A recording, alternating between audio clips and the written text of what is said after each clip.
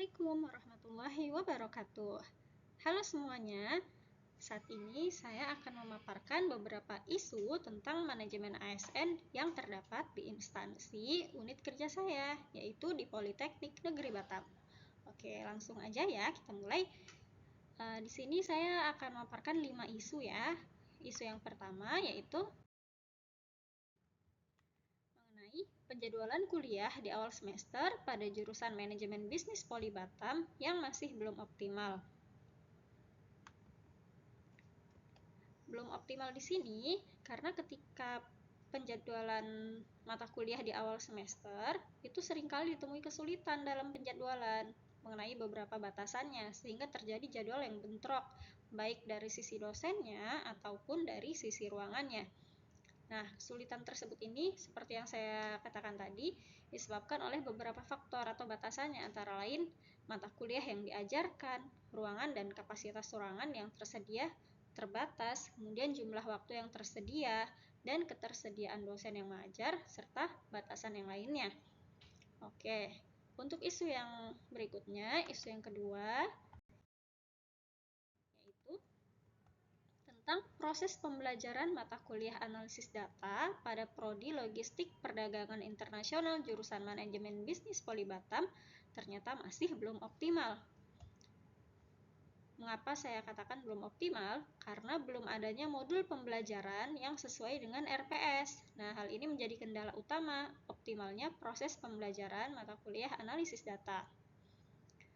Saat ini, proses pembelajaran menggunakan buku teks yang ada atau sumber referensi yang ada. Namun, urutan materinya itu masih belum disesuaikan dengan RPS, sehingga tidak semua materi itu tercakup di dalam satu buku. Kemudian, buku teks yang ada itu ada yang dalam bahasa Inggris untuk materi yang baru bagi mahasiswa. Nah, hal itu memungkinkan mahasiswa juga mengalami kesulitan dalam memahami materi tersebut. Selanjutnya, belum tersedia dataset yang cukup untuk dilakukan praktikum. Sehingga hal itu menjadi kendala belum optimalnya proses pembelajaran mata kuliah analisis data pada Prodi LPI di jurusan MB Poli Batam. Lalu untuk isu yang ketiga, yaitu penyusunan dan pelaksanaan kurikulum CDIO atau Conceive, Design, Implement, dan Operate pada Prodi Akuntansi masih belum optimal. Mengapa saya katakan belum optimal? Karena dosen dan staf akademik mungkin belum sepenuhnya memahami atau terlatih dalam pendekatan CDIO, sehingga menghambat implementasinya. Nah, mengintegrasikan metode pembelajaran yang berbasis proyek, yang merupakan inti dari pendekatan kurikulum CDIO ini, mungkin menemui kendala seperti kurangnya bimbingan atau sumber daya untuk proyek-proyek mahasiswa.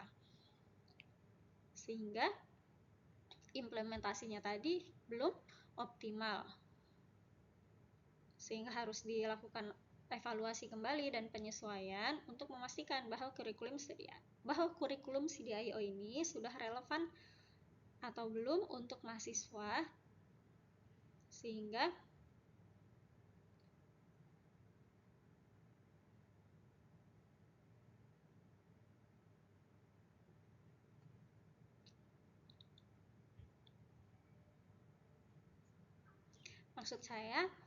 sehingga perlu dilakukan proses evaluasi kembali. Nah, salah satu evaluasinya kenapa belum optimal adalah belum terdapatnya rubrik penilaian yang siap pakai oleh dosen-dosen yang menggunakan kurikulum CDIO ini, sehingga mengalami kesulitan dalam implementasinya begitu. Untuk isu yang keempat selanjutnya adalah kurangnya output penelitian dosen di sini pada jurusan Manajemen Bisnis Poli Batam. Nah, hambatan yang dihadapi dosen ketika melakukan penelitian adalah yang pertama, terbatasnya akses ke literatur dan database penelitian. Yang kedua, terbatasnya perangkat keras dan perangkat lunak yang diperlukan untuk melakukan eksperimen dan analisis data. Seperti contohnya di sini adalah software SPSS yang legal, kemudian MATLAB, dan lain sebagainya. Kemudian yang ketiga, terbatasnya dana untuk melakukan penelitian. Yang keempat, kurangnya waktu dan beban kerja yang cukup tinggi. Dan yang kelima, terbatasnya kolaborasi dan dukungan akademik di lingkungan kampus. Selanjutnya, isu yang kelima adalah terhambatnya proses olah data dengan SPSS di jurusan Manajemen Bisnis Poli Batam. Nah, proses pengolahan data pada saat melakukan penelitian atau saat praktikum pada suatu mata kuliah terkadang membutuhkan software statistik yang kompatibel. Salah satu contohnya di mata kuliah analisis data, di sana digunakan software SPSS. Nah, akan tetapi untuk Poli Batam sendiri di sini belum berlangganan software SPSS legal yang dapat lisensi, sehingga terhambat, sehingga proses olah data dengan SPSS itu bagi mahasiswa mengalami hambatan karena mahasiswa harus mencari mungkin SPSS versi trialnya atau bahkan menggunakan produk yang ilegal untuk tercapainya tujuan pembelajaran. Lebih lanjut lagi, jika pengolahan datanya tersebut dilakukan tidak menggunakan software yang legal, maka tulisan hasil penelitian tersebut tidak dapat dipublikasikan.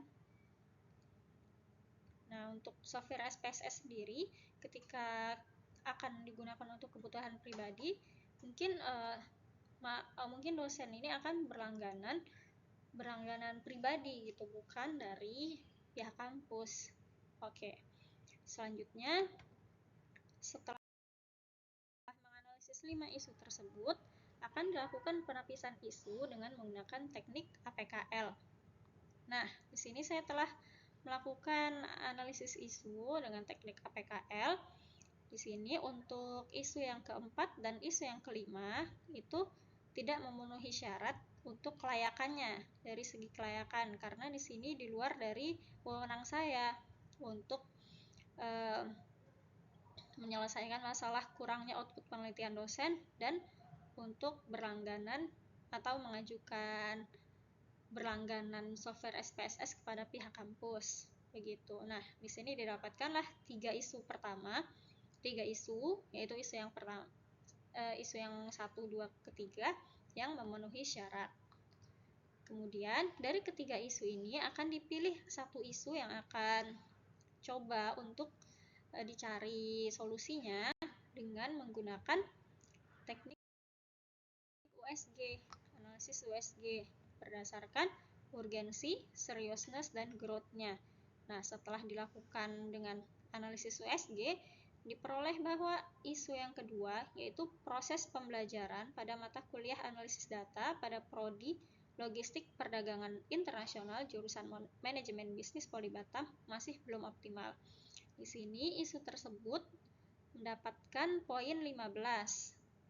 Sementara isu yang lain, isu yang ketiga mendapatkan poin 13, isu yang pertama 12, sehingga isu yang kedua ini menjadi prioritas paling tinggi untuk diselesaikan segera. Oke. Selanjutnya di sini saya menggunakan diagram fishbone, melakukan analisis diagram fishbone untuk melihat sebab dan akibat dari permasalahan tersebut. Nah, di sini kan akibatnya adalah proses pembelajarannya masih belum optimal.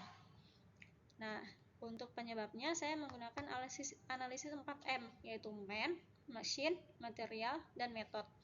Untuk man-nya belum optimal karena belum ada dosen yang membuat modul sesuai dengan RPS.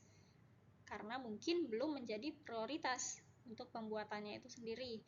Kemudian SDM, dosen, pengampu mata kuliah tersebut masih terbatas.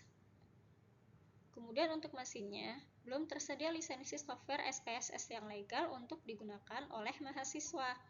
Lalu, laptop yang kurang kompatibel dan pemanfaatan platform learning masih kurang maksimal. Kemudian untuk metodenya, evaluasi pembelajaran belum terlaksana dengan optimal. Nah, hal ini mungkin karena belum tersedianya panduan khusus mengenai evaluasi tersebut. Lalu materialnya belum ada modul yang sesuai dengan urutan materi di RPS. Dan belum tersedia dataset yang cukup untuk dilakukannya latihan praktikum. Nah, berdasarkan analisis isu menggunakan diagram fishbone tersebut, solusi yang ditawarkan adalah yang pertama, pembuatan modul kuliah analisis data yang sesuai dengan urutan materi pada RPS. Kemudian, penyediaan dataset yang cukup untuk praktikum mata kuliah analisis data. Dataset di sini dapat dimasukkan sebagai bagian dari modul. Lalu yang ketiga, merancang kembali evaluasi pembelajaran yang relevan dan terstruktur dengan memanfaatkan platform learning.